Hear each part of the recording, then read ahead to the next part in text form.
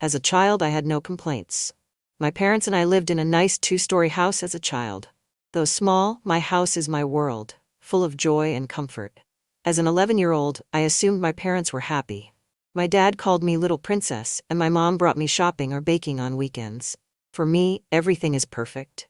However, around 11, my perfection began to crumble. Dad left home one day. Unlike my friends' parents' divorces, there was no fighting or furniture smashing. Dad carefully gathered his clothes and auto repair materials and proceeded to the door. He kneeled, held me, and whispered, "I'll always be here for you, little princess." I stood there, crying, unsure of what was occurring. Later, my mother stated that my parents divorced but still loved me. "It's going to be all right," she whispered, comforting us. Life was similar following the first divorce. I spent weekends with my father in the modest flat above his garage, and with my mother in the familiar house. I enjoyed the apartment despite its engine oil and coffee smell. He described his weird customers, cars he fixed, and workshop ambitions. Even though his life was hard, each narrative showed his enthusiasm and determination. Mom seems fine. She received alimony from her father every month. And though she grumbled, "It's not enough to do anything," everything remained tranquil. She looked after me, provided warm meals, and asked about school. 1 year later, my mother met Richard. She became energetic and her eyes lit up whenever she discussed him. "I'm having 2 sisters," she exclaimed. "We're going to be a real family. Richard is a great man, and his children are lovely." As I listened, I was excited and frightened. Having Sarah and Emma as sisters sounds like a fairy tale. I pictured us playing, sharing secrets, and becoming sisters. She portrays a pleasant family. Games in the evening, laughter in private. Believe my mother. I trusted her fantastic story. I didn't realize it was a facade for a different world. When my mother's new family arrived, everything I knew and loved fell apart. The day Richard and his daughters Sarah and Emma moved in, I was excited and scared. My mother kept talking about a wonderful family with close sisters, joy, and perfection. I believed her and wanted everything to be like her fairy stories. I barely slept the night before they arrived. I meticulously cleaned my room, organized the closet, and made 2 greeting cards for Sarah and Emma. Mother smiled happily as she helped me place flowers in their chamber. "You're a good sister," she kissed my forehead. That compliment gave me hope. I believe we will be a close family. They arrived Saturday morning. Richard brought a few boxes, and Sarah and Emma wore light pink matching outfits next to their father. I smiled and said hello to be friendly, but they simply stared at me, whispered, and laughed.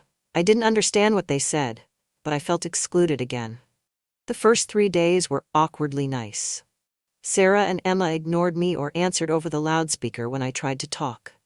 By day 4, my beautiful family dream was over.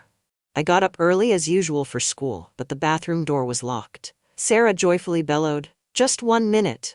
1 minute lasted 45 minutes. I knocked on the door, claiming I needed to prepare, but just giggles and a hairdryer were heard. After leaving, they looked flawless with sleek hair and well-groomed clothes. Emma sarcastically stated, "Beauty takes time, you should know that." "Oh, and I guess you don't understand." I went to the bathroom, but time was running out. The speaker only gave me time to brush my teeth before racing out to catch the bus, so I was frustrated. That's only the start. At supper, Sarah took my usual seat next to her. While going to complain, my mother whispered, "Tasha, you sit there. It's just a chair, don't make a big deal." I walked to the end of the table and felt isolated from the family. Mom chopped the meat and poured juice for Sarah and Emma, asking about their day, while I stared at my plate. Things worsened in the days that followed. My mom and I got my favorite hairpins, and Sarah and Emma started searching my possessions. When I asked for it back, she remarked, "You have to share, Tasha. Don't be selfish." Thus, "Tasha is stingy" became a taunt they only use when no parents are around.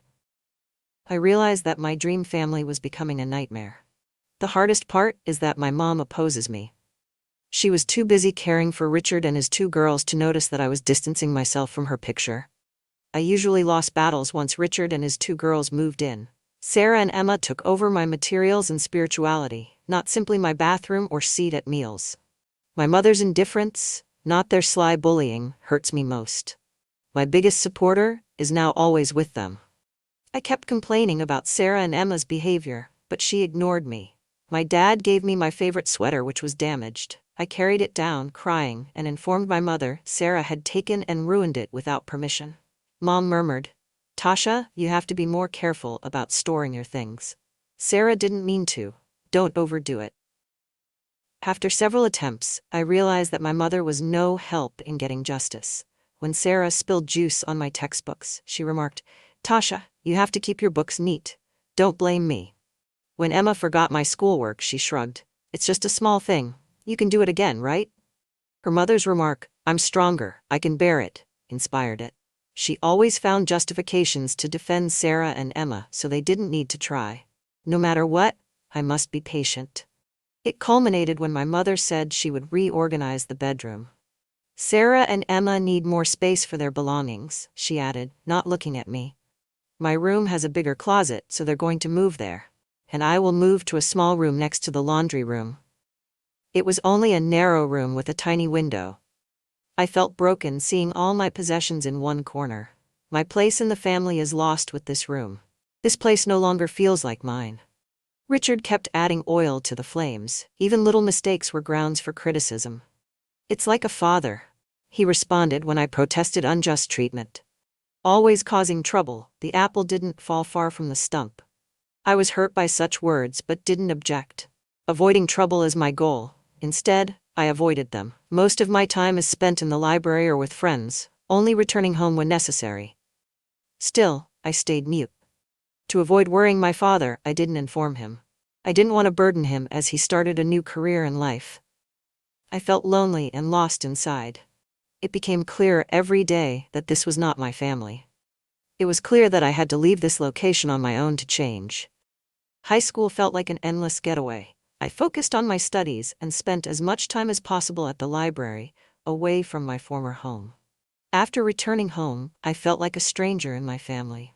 Richard was always criticizing, Sarah and Emma were tormenting, and my mother was getting distant and didn't understand I had disappeared from the family picture she had painted.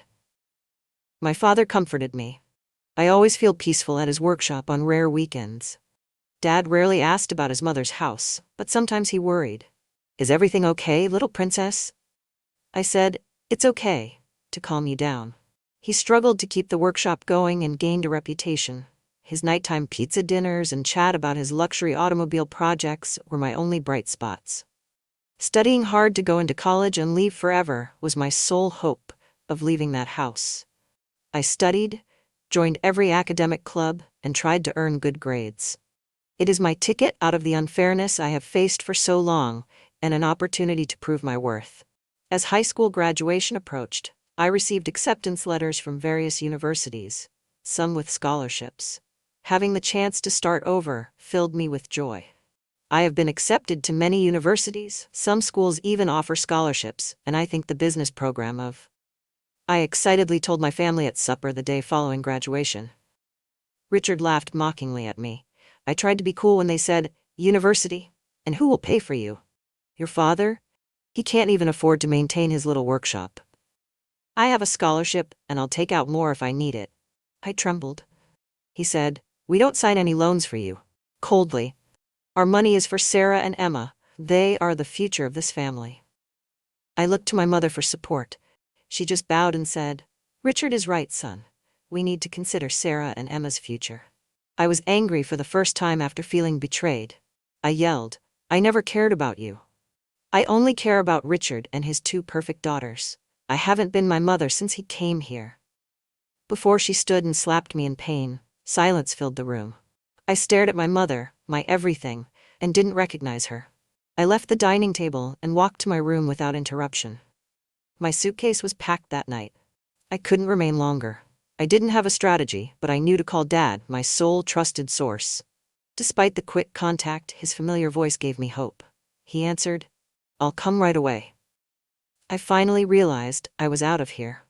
After my mother slapped me and ignored my feelings, I knew I couldn't live there anymore. I packed my clothes, books, and Sarah and Emma's unbroken leftovers into my old suitcase that night. Though tears fell, I didn't wipe them. It was my only option, yet I knew it was better here. I called my dad at night. His warm, familiar voice over the phone asked, "Little princess, what's wrong?" I tried to stay cool, but the words kept strangling me. His response to "Dad, I need a daddy. Can you come and pick me up?" was, "Daddy will come right away. Wait for Dad." Dad drove a new glossy black Mercedes in 30 minutes. My eyes were hard to believe. I inquired, "Is this your car?"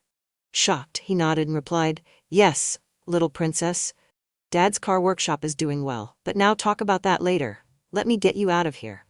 I told her everything in the car, from Sarah and Emma's bullying to my mother's indifference to the final smack. Dad listened silently, his face darkening. "You don't deserve that," he remarked quietly. "You are my child, and from now on I will not let anyone hurt me anymore." After arriving to my father's place, I felt like I had escaped a nightmare. Dad's modest kitchen smelled like coffee and engine oil and got warmer. Dad gave me tea and whispered, "Stay here with me. We'll settle things slowly." My dad surprised me the next day with wonderful news, although I was still confused about my future. "You know, I've been saving money for you for years. Not much, but enough for me to go to college with my scholarship." I was incredulous. "Did you do that for me?" I said, crying. He grinned and held my hand. "Of course. Do you think you're going to let Richard and your mother be right about you?" I worked at a small cafe to save money that summer. I didn't inform my mom about my college plans because I didn't need her approval, not to retaliate. I deserved a better life. I started university in September. Left the house that had hurt me, I felt freer than ever. Although thinking of my mother aches, I know this is the first step to constructing the life I've always wanted, free from those who don't accept me. College seemed to free me from family obligations. I'm no longer selfish Tasha or troublesome Tasha. I'm an ambitious young girl building my own life. I learned independence and resilience from my family's neglect. I worked hard to earn every opportunity. I studied, took business lessons, and joined startup clubs. Busy days in the lecture hall and evenings working part-time at the cafe don't tire me out. They bring me closer to my dream future. My lecturers and friends praised my perseverance. I gained confidence as I realized I didn't need others' approval to feel good. Though occupied with my new life, I maintained in touch with my dad. He was my lone family confidant. He discusses garage projects and my studies in our weekend calls. His quiet but constant encouragement, "I'm proud of you, little princess," helped me through challenging times. 4 years of college flew by. I graduated with honors and was hired by a top city marketing firm. I rented a tiny apartment, decorated it myself, and made it my home where no one could damage me, with a starting salary that was enough to live comfortably.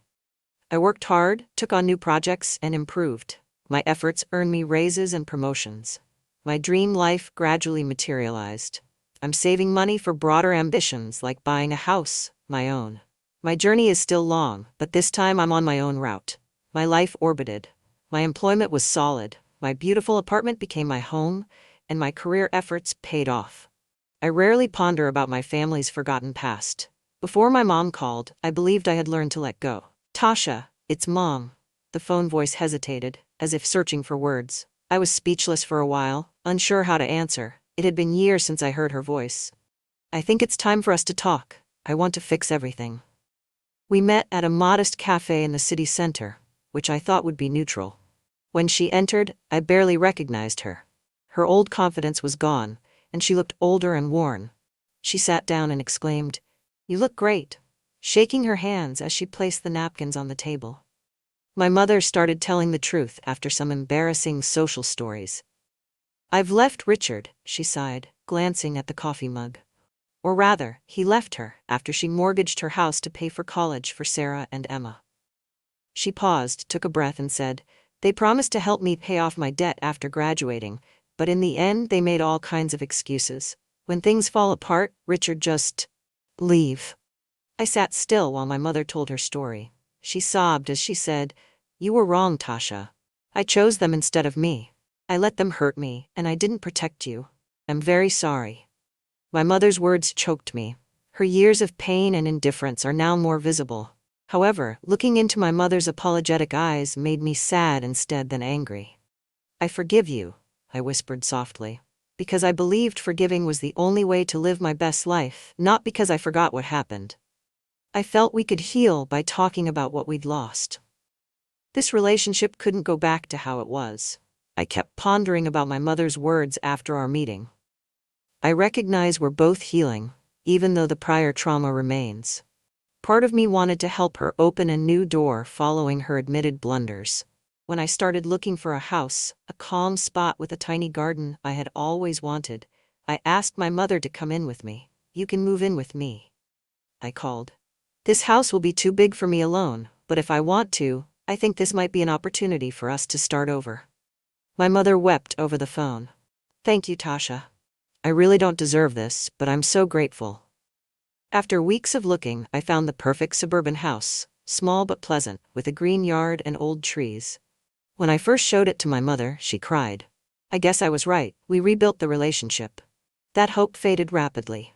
I saw peculiar symptoms after a few months of moving in. Strange men's shoes were at the entrance, and his mother's coat wasn't in the corridor. When I asked, she smiled and said, "Just a friend who came to visit." I wasn't worried until Aunt Carol called. "Tasha, you need to know this," she hesitated. "Richard has moved in with your mother, with Sarah and Emma." Her words stunned her. The fact that my mother would let them go back after everything shocked me. I booked my flight without warning. Like the bad years, Mom was cooking dinner for Richard, Sarah, and Emma when I got home, which was unbearable. I lost my temper. What did I say to my mother? This is my home, and I don't allow them to live here. I didn't want to hear her justifications. I chose them once, and now I choose them again. If I don't send them away, then everyone will have to leave here. I returned 2 days later to find the house unchanged. I had no choice except to call the cops. Though heartbreaking, I had no alternative. Leaving the sad memories behind, I sold the house. I returned to the city to start a new, free life without the past or countless disappointments. After calling the police to remove my mother, Richard, and his 2 daughters from the house, I realized our relationship was over. We've lost hope of healing after years. Richard's angry yells and Sarah and Emma's taunting filled my ears as they crowded into the car. My mother cried, pleading with me to reconsider, but I remained firm. I didn't let guilt rule this time. I won't let someone harm my home or life. After the door closed and the house fell silent, I sat in my chair, heart heavy. Even when I do the right thing, it hurts. My only support as a child, my mother, was but a memory. I no longer recognized her, a woman who had sacrificed all for inconsiderate others. But I don't dwell on grief. Despite its beauty and potential, I no longer fit in this house. It represents the horrible memories I don't want to carry forward. I sold it quickly using a realtor. I bought a smaller flat in my work city with that money. I can restart my life here, apart from the past. I was relieved to move into my new apartment. I have no more tragic memories or undeserved responsibilities. My apartment is mine, not a shared house where I have to compromise. Aunt Carol, who supported me through tough times, called to ask. She said, "Tasha, you did the right thing," encouragingly. "Your mother has made a choice, and you have to do the same. Don't let that haunt you. I deserve the life I built for myself." My mother kept trying to contact her. She left desperate voicemails from unfamiliar numbers. But I didn't answer. Every time her name appeared on the phone screen, my chest hurt sharply. Too exhausted, not angry. I have nothing to say or give her. Since I was promoted to project manager, I focused on work. Every day I was more sure I had done the right thing. My employment increased, my savings account grew, and I started thinking about investing in the future. Maybe taking an extra course, or going to new areas. Past lessons have made me a stronger, more aggressive woman. Never again will I be exploited or hurt by anyone, especially my family. I deserved a joyful, free life after working so hard. I sometimes wonder if she has changed, or if she still visits Richard and his girls. I didn't seek explanations since I knew I had chosen a fresh route without the disappointment or grief of the past. Breaking up was hard, but it was my only option. Now I feel freer than ever. For the first time, I no longer regret choosing myself. After selling my property and moving into a city apartment, I felt like I had finished a chapter. This modest flat is a sign of my freedom and determination, a space I own without the past's misery. I focused on my work after being promoted to senior management. Instead of exhausting me, busy workdays inspire me. I took classes to learn new skills, meet new people, and build relationships. My goal since college is to establish a life I own, and each day brings me closer. I start my day with coffee by my apartment's huge window overlooking the busy streets. No more arguments, criticism, or desertion. I can live my own life. Sometimes I miss my mother. I wondered if she was okay and recognized her mistakes. But I'm not seeking answers. I've learned to let go of relationships that can't be fixed to heal myself. Instead, I look ahead. I started saving for bigger aspirations, like a tiny house with a green garden like I always wanted. I plan excursions to areas I never dreamed I would. Every day gives joy and optimism. Despite my trauma, my past is a lesson to help me evolve. My family no longer marginalized me as a young girl. I was powerful, independent, and free. Best decision ever, choosing myself.